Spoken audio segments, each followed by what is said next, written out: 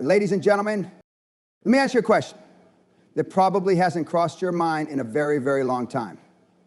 What does success feel like? Not what it looks like on Instagram, not the number in your bank account, not the title on your business card. I'm talking about the raw, neurological, visceral sensation of being truly, wholly, undeniably successful.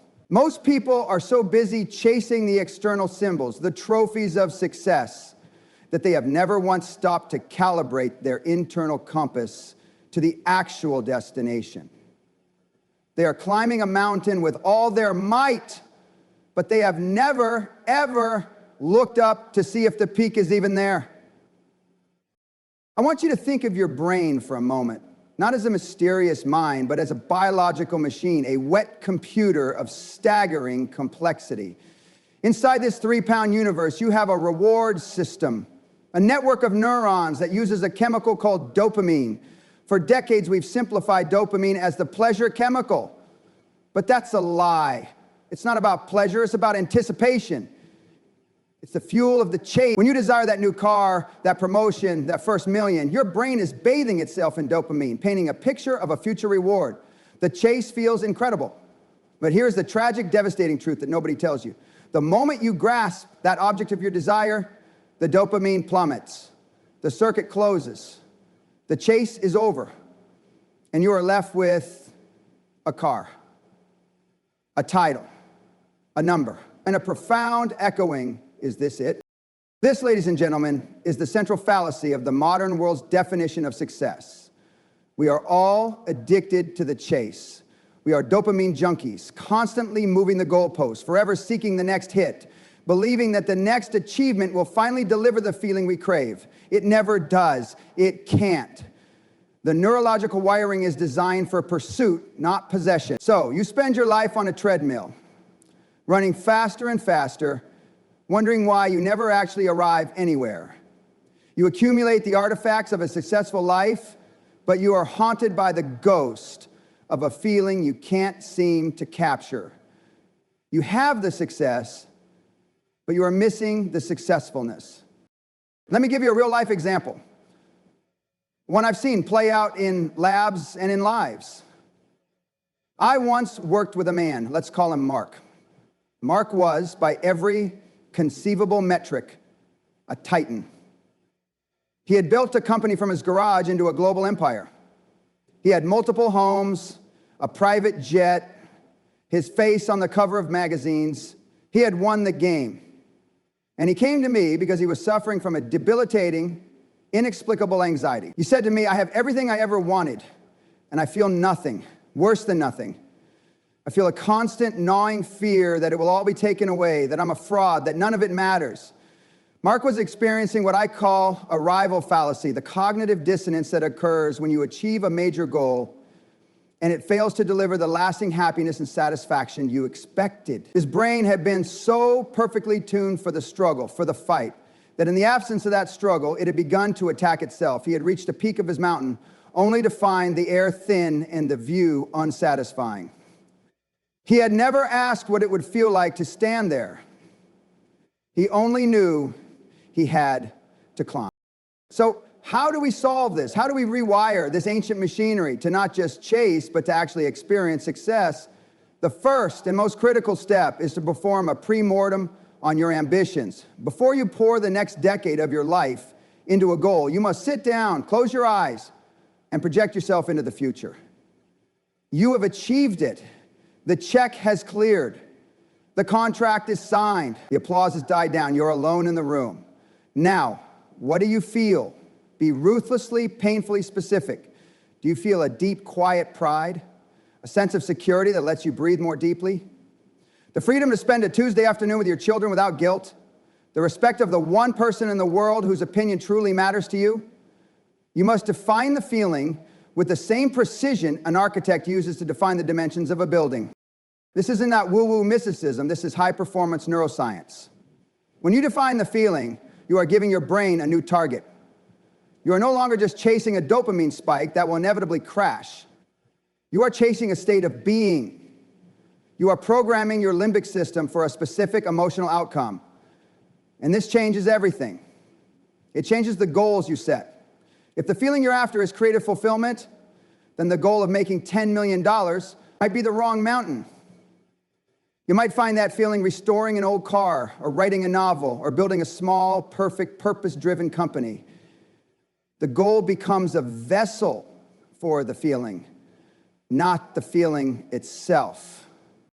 This requires a level of self-awareness that is brutal and unforgiving. You have to strip away all the conditioning, what your parents said success was, what your friends are chasing, what society screams at you from every billboard. You have to ask, what sensation in my body, what quality of my thoughts, what texture of my days would make all the struggle worthwhile? For some, it might be the feeling of total autonomy, the ability to say no without fear. For others, it might be the feeling of being deeply, unconditionally connected to a community. For another, it might be the visceral thrill of solving an impossible problem, that eureka moment that is its own reward. This feeling is your true north. It is the only compass that matters. And once you have it, the entire journey transforms. The obstacles are no longer just painful hurdles.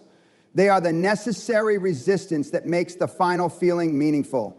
The long nights, the rejections, the failures, they become part of the narrative that imbues your success with its emotional weight. You are no longer a hamster on a wheel. You are a sculptor, and every action, every decision is a deliberate strike of the chisel, slowly revealing the statue of the life you want to feel. This is the difference between a life of frantic doing and a life of purposeful being. The chase is still there, but it is a focused chase, a deliberate chase, a chase for a substance that will not evaporate in your hands the moment you catch it. This is not a passive process. It is an active, daily cultivation. You must build what I call somatic landmarks, deliberate practices that anchor you in the feeling you are chasing before you have the external reason to feel it. This is the ultimate hack. You are not waiting for success to feel successful. You are generating the feeling of successfulness to guide you toward the right kind of success. Let me explain with another story from the frontiers of research. We studied two groups of aspiring entrepreneurs. The first group was taught classic goal setting. Define your revenue target, your market share, your launch date. The second group was taught something radically different. We had them define the core feeling they wanted their venture to ultimately provide. For many, it was a sense of impact and creative freedom. Then we had them practice every single day, a simple ritual for 5 minutes in the morning. They would sit in silence and embody that feeling. They would remember a past, even small moment when they felt that impact, that freedom, and they would swell that feeling in their chest, their gut, their hands.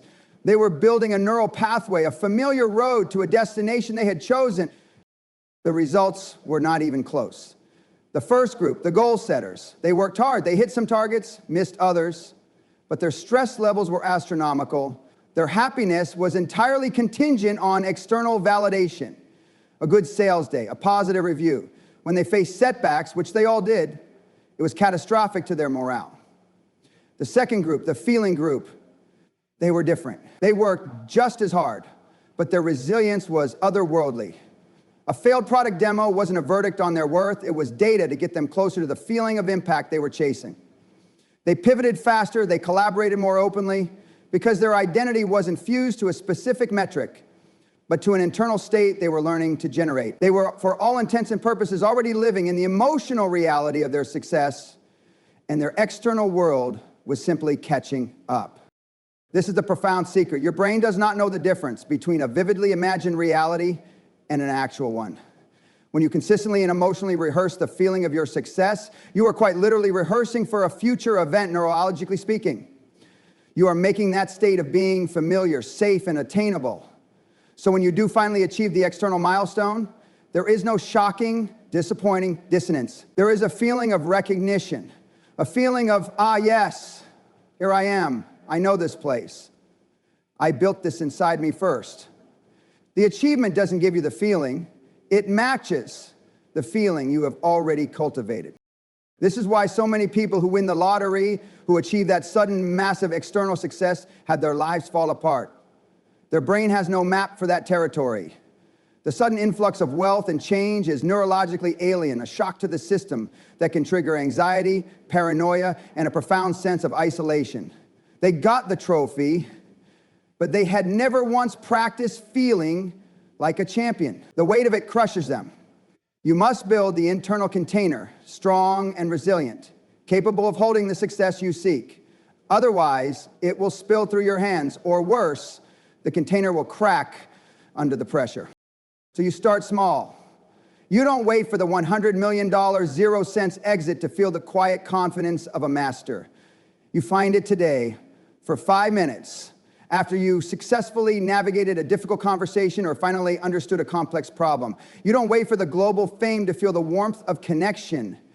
You find it today in a moment of genuine, uninterrupted eye contact with your child or your partner. You harvest these micro moments of the target feeling and you savor them. You let the neurochemistry of that, the oxytocin of connection, the serotonin of quiet pride wash over you. You are collecting the emotional bricks one by one that will eventually build the mansion of your life. This is the real work. This is the gritty, unglamorous, profoundly powerful work that happens in the quiet of your own mind. It requires you to be a scientist of your own soul, constantly observing, experimenting, asking, does this action, this goal, this relationship move me closer to or further from the feeling I have defined as my success? It will make you ruthless.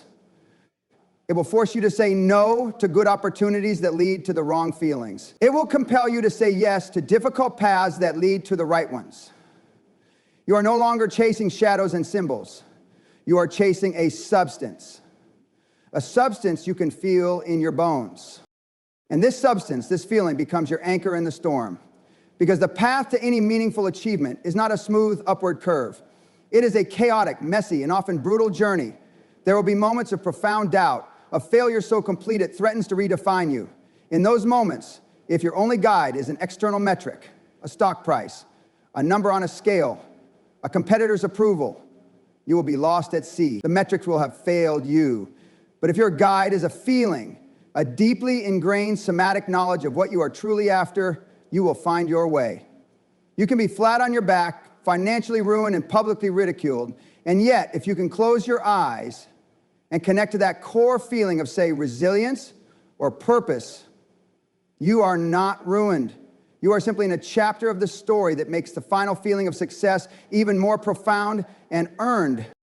This is the difference between a life of circumstance and a life of design. Most people are living a life of circumstance. They are a cork bobbing on the ocean, going wherever the current of external validation, societal pressure, and random events takes them. They achieve something and wonder why it feels hollow. They fail at something and believe it defines them.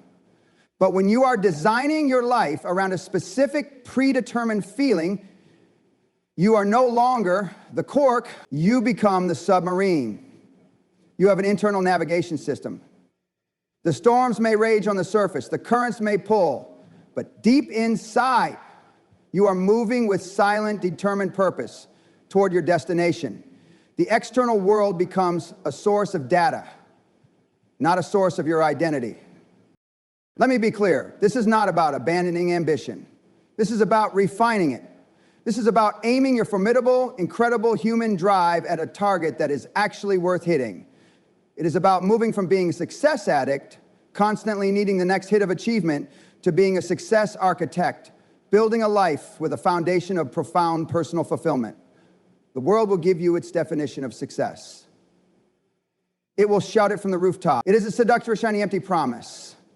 Your job is to have the courage to listen instead to the quiet, persistent voice within you that knows what it needs to feel whole, to feel alive, to feel, in the truest sense of the word, successful. So I want you to do something tonight, not tomorrow, tonight. When you're alone in the quiet, I want you to ask yourself the single most important question you will ever ask.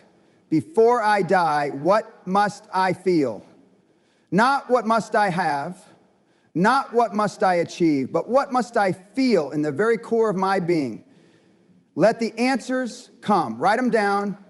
Be brutally honest. And then, tomorrow morning and every morning after, I want you to spend 5 minutes not just thinking about that feeling, but feeling it. Build the neural pathway. Make it a familiar road. Start building the internal container right now for the success you were always meant to have. Because a life well lived is not a collection of trophies gathering dust on a shelf. It is a symphony of feelings, of pride, of connection, of freedom, of contribution, of love. Do not let your life become a monument to a chase you never understood. Become the conductor of your own symphony. Define the music. And then with every single day you are given, play it. That is the feeling. That is the success that cannot be taken from you. That is the success that waits for you, not at some distant finish line, but in the very next breath you take if you have the courage to claim it. Now go.